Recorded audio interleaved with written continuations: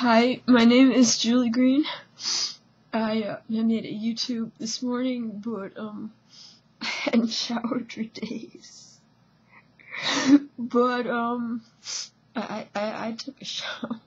Finally, just was surprised a brush even made it through my hair, but it did. And wash my hair and stuff. Anyway, I feel a little better, but I've been crying a whole bunch, thinking about how I see the world as an evil place. I see the world as an evil place. No, I'm not paranoid. That's just my experience of the world. I grew up a Jewish kid, and a lot of Jewish kids, they saw the world as an evil place. You walk out of your house, you're told, hey, you don't have Santa Claus, man.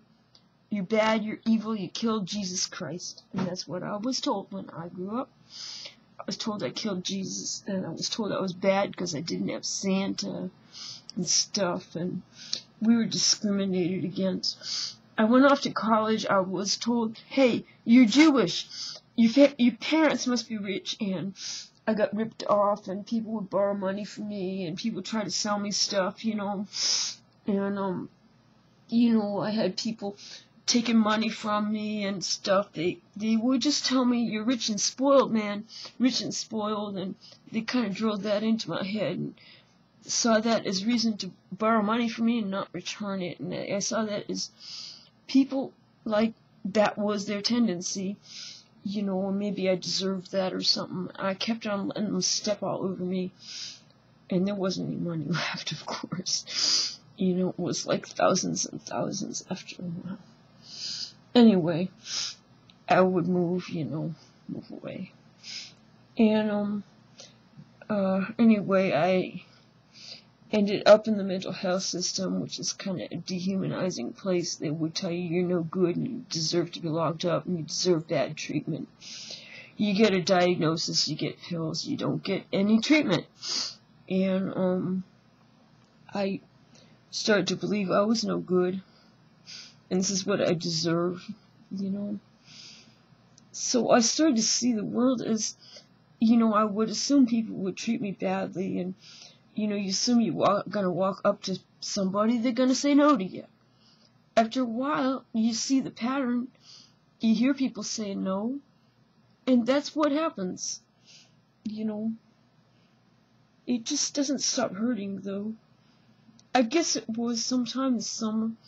I go up to somebody, and I hear her saying, kind of publicly, summer's an unstructured time, and her friends are away, and she doesn't have that much to do.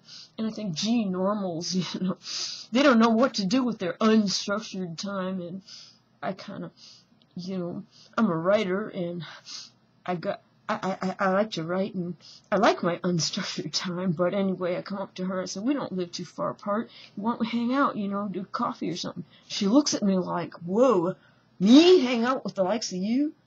And I asked, it took a while to sink in, like days, and then I'm thinking to myself, wow, that really sucked, Here we are, both in the arts, and she has all this unstructured time, and she got all the time in the world to hang out with me, and she won't. She gives me a look like, whoa, I'm not going to hang out with you, man. We got nothing in common? And I said to myself, like, here's someone I highly respect.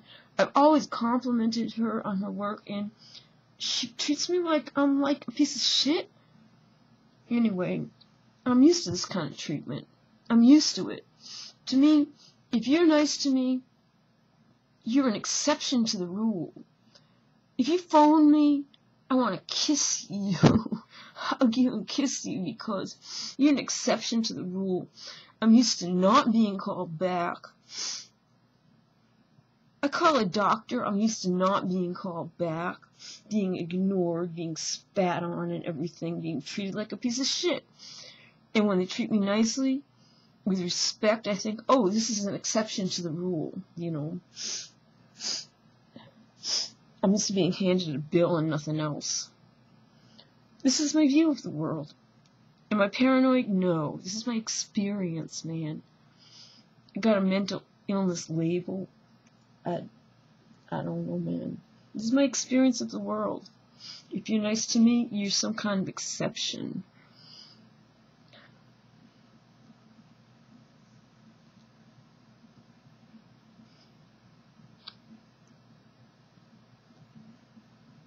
See you later.